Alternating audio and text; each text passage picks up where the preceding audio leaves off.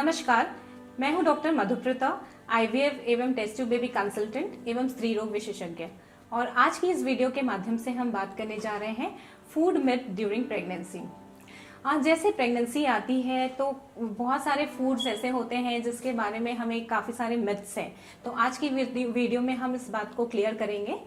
तो सबसे पहला मिथ होता है, जैसे ही प्रेगनेंसी आती है परिवार वाले कहने लग जाते हैं अब आपको आपकी बेबी आने वाला है तो अब आपको डबल खाना खाना है। तो ऐसा बिल्कुल नहीं है। आपको एकदम से पहले जितना आप खा रहे थे उससे दुगना खाने की ज़रूरत नहीं है। प्रेगनेंसी में थोड़ा सा कैलोरीज आपको बढ़ाना होता है, अराउंड 300 कैलोरीज का इनटेक आपको बढ़ाना होता है। और इम्पॉर्टेंट यह होता है कि क्वांटिटी से ज़्यादा आप कॉन्सेंट्रेट करिए अपने क्वालिटी ऑफ फूड में। ऐसे कौन से पदार्थ हैं जिसका पोषण तत्व अच्छा है वो फूड्स आप लीजिए और क्वालिटी बढ़ाइए, ये ज़रूरी होता है प्रेगनेंसी में। तो कई बार ऐसा भी कहते हैं कुछ फ्रूट्स जिसमें मिथ्स होता है, लाइक पपाया खाना चाहिए कि नहीं।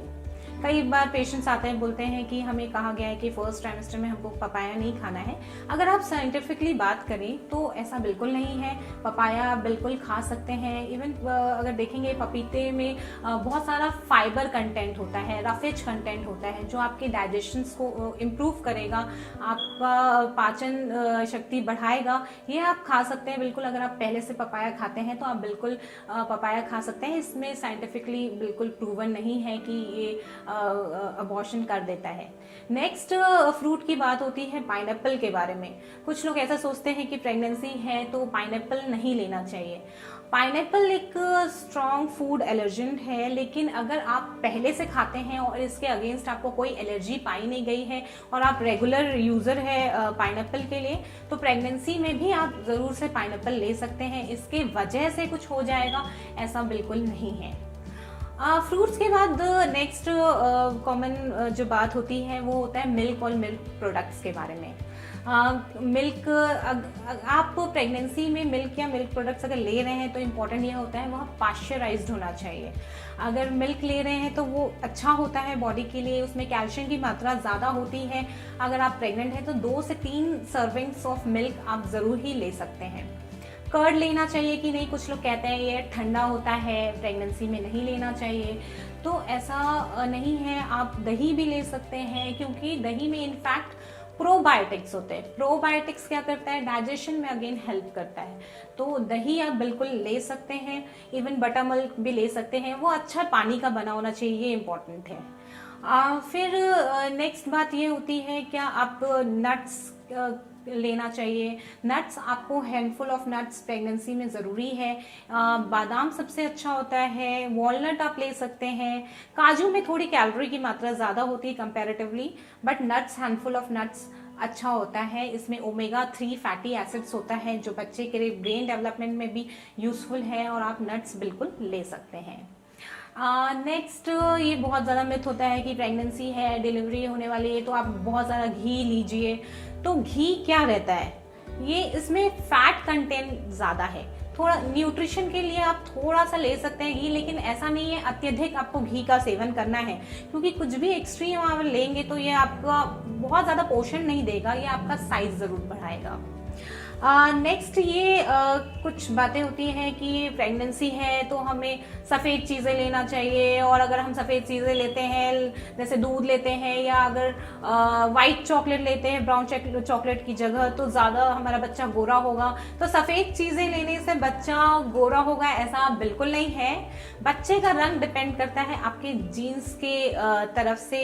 आपका जीन्स कैसा है मदर फादर का, या आपके ग्रैंड पेरेंट्स का जीन्स कैसा है, ग्रैंड पेरेंट्स के जीन्स और फैमिली की हेरिडिटी पे डिपेंड करता है कि बच्चे का रंग कैसा आएगा। ऐसा बिल्कुल नहीं है कि हमने सफेद चीजें लिया, हमने ब्राउन चॉकलेट छोड़ के व्हाइट चॉकलेट या दूध लिया या सफेद केसर लिया तो फिर आपका बच्चा गोरा होगा, और अगर आप डार्क चीजें लेते हैं तो आपका बच्चा काला होगा, ऐसा बिल्कुल नहीं है।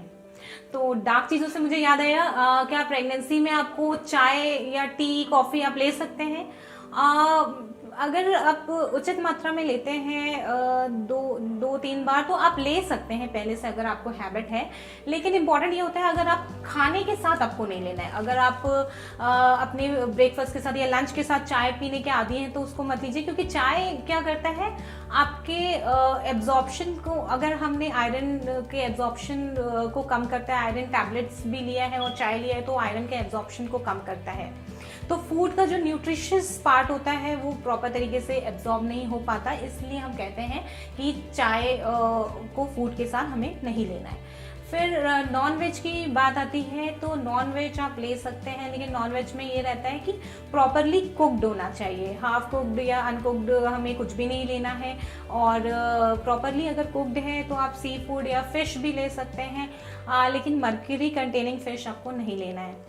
कुछ लोग पूछते हैं क्या हम एग ले सकते हैं, तो एग क्या ये गर्म तो नहीं करेगा? तो एग इवन न्यूट्रिशियस होता है, इसमें प्रोटीन कंटेंट ज़्यादा होता है, आप एग भी ले सकते हैं। 1 से 2 एग अगर आपने लिया तो बहुत ज़्यादा प्रॉब्लम नहीं है, आप बिल्कुल ले सकते हैं। नेक्स्ट बात आती है चाइनीज़ फूड की।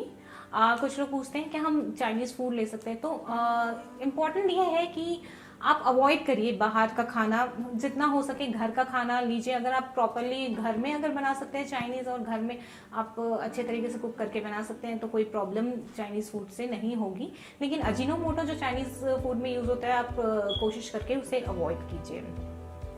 तो ये सारी बातें हैं। और जैसे डिलीवरी होता है उसके बाद भी कुछ मिथ्स होते हैं, लाइक जैसा डिलीवरी हो गया तो कुछ लोग कहते हैं कि हमें खट्टा बिल्कुल नहीं खाना है, 4 से ये टाके अगर सिजेरियन है तो टाके पका तो नहीं देगा, इसके वजह से इन्फेक्ट कुछ प्रॉब्लम तो नहीं हो जाएगी। तो टाके पकते हैं इन्फेक्शन के वजह से, ना कि खट्टा खाने के वजह से। अगर आपने प्रॉपर मेंटेन नहीं कर रखा है अपना हाइजीन, या आपने प्रॉपर क्लीननेस मेंटेन नहीं करके रखा है, या आपको किसी तरीके से इन्फेक्शन हो गया है, तो उसके वजह से टाके आपके पकेंगे, ना कि आप खट्टा खा रहे हैं उसके वजह से आपके टाके पकेंगे।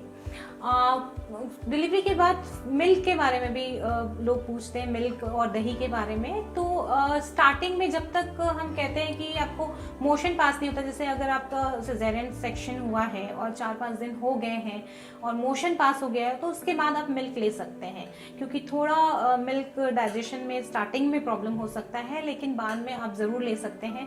कर्ड भी ले सकते हैं, जैसे मैंने बताया प्रोबायोटिक होता है, डाइजेशन में हेल्प करता है, तो कर्ड भी आप ले सकते हैं।